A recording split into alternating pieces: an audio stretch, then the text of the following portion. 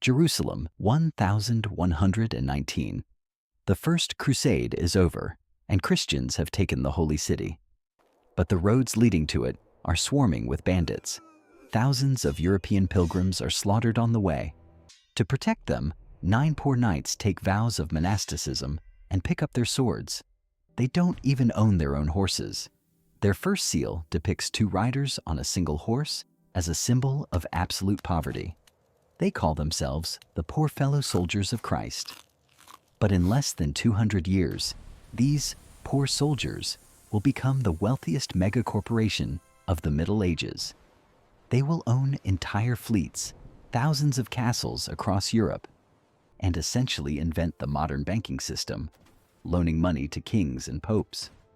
Today on Rank Chronicles, you'll climb the ladder from a stable boy dying in the sands of Syria to the Grand Master who defied the King of France and burned alive on Friday the 13th.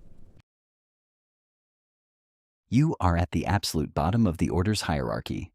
Your rank is serving brother. You don't have noble blood. You're a peasant who fled starvation and taxes in Europe. You don't get the famous white mantle with the red cross. You wear black or brown. And you are not a knight. You are the manual laborer of this massive military machine. The order builds colossal castles in the Holy Land, like Crac des Chevaliers, and you are the one building them. Discipline is brutal. If you lose a company horse through negligence, you are forced to eat off the floor with the dogs for an entire year. But don't think you get to sit safely in the rear. When Saladin's army attacks, they hand you a spear and put you in the front line of the infantry to absorb the initial shock. Your job is simply to survive long enough for the elite cavalry to build up speed. The mortality rate at your rank is staggering, but if you survive, the order provides 3 meals a day and a promise that all your sins are forgiven and you will go straight to heaven. You've proven your loyalty and survived the battles. You are promoted to sergeant. You're still not an aristocrat, but now you command the infantry and light cavalry. However, your main role might not be in the Middle East, but in peaceful Europe. Wars in Jerusalem require astronomical amounts of money, and someone has to earn it. You become the manager of a commandery, a Templar agricultural estate in France, Spain, or England. You aren't praying all day. You oversee the wheat harvest, sheep breeding, and tax collection from the peasants. You squeeze every penny out of the land to send silver to the ports. There, it's loaded onto the Templars' own fleet, one of the largest logistics networks of the time. The order pays no taxes to kings or local bishops. You answer only to the Pope. Your commandery is a state within a state, and the local feudal lords secretly hate your corporation for its greed and immunity. But if you were born into a noble family, you skip straight to the elite. You are a knight. Your initiation into the order takes place at night, in strict secrecy, behind closed doors. Later, this excessive secrecy will play a cruel joke on the order and spark rumors of dark rituals. Once a knight, you surrender all your lands, castles, and family gold to the order. You take a vow of chastity. Women are forbidden from even entering the order's buildings. Your daily life is strictly regulated. You eat in absolute silence while listening to sacred texts. You sleep fully clothed, leaving a candle burning so you are ready for battle at a second's notice. Because on the battlefield, you are a 12th century living tank. You use the squadron tactic. You build up speed in a tight formation and smash into enemy lines, breaking right through them. And the most important rule, Templars are strictly forbidden from retreating, as long as the black and white banner of the order is flying, even if you are outnumbered 10-1. Surrendering means death. The order, as a matter of corporate policy, does not pay ransoms for its knights. If you are old, wise, and good at math, you become a commander. By the 13th century, the order realized, war is good, but financial services are even better.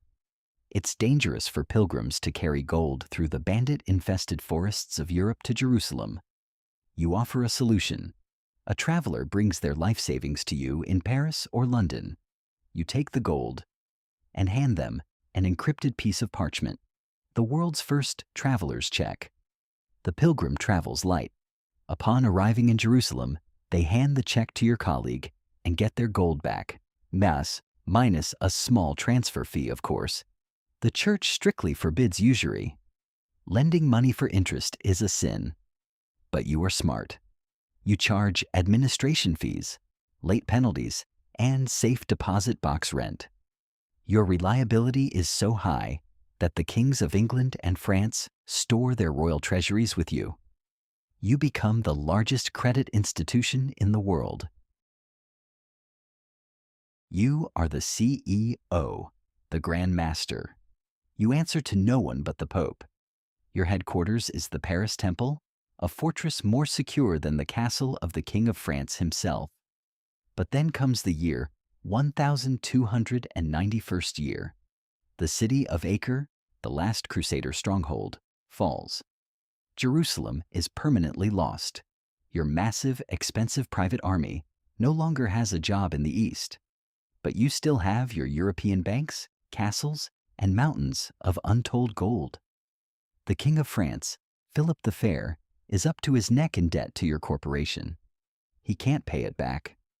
And he realizes, why pay a debt when you can just destroy the creditor? The king secretly sends sealed orders to all his sheriffs with instructions to open them on the same day. Dawn breaks. Friday, October 13th, 1307. Royal troops carry out an unprecedented, coordinated raid across all of France. You, Grand Master Jacques de Molay, and thousands of your knights are suddenly arrested. To justify confiscating your wealth, the king levels insane charges against you. Heresy, black magic, spitting on the cross, and worshipping a demonic idol named Baphomet. Your proud knights, heroes of war, are subjected to monstrous torture in the dungeons of the Inquisition for years. Under torture, men will confess to anything. And they do. The greatest financial empire in Europe is destroyed. Under pressure from the king, the Pope officially dissolves the order. After 7 years of agonizing imprisonment, you, the Grand Master, are led to an island on the Seine River in Paris. You retract your false confessions, and you are slowly burned at the stake. Legend has it that from the flames you cursed King Philip and Pope Clement, saying they would both face the judgment of God within a year. And the creepiest part? The Pope died a month later, and King Philip was killed in a hunting accident 8 months after that. The Knights Templar were wiped off the face of the earth, leaving behind only legends of the hidden Holy Grail. But their methods never left. Modern banks are the direct heirs to their corporate empire. What would you have been in this financial military cult? A peasant meat shield or a cynical banker? Let me know in the comments. Subscribe. And remember, Friday the 13th is never good for business. See you next time.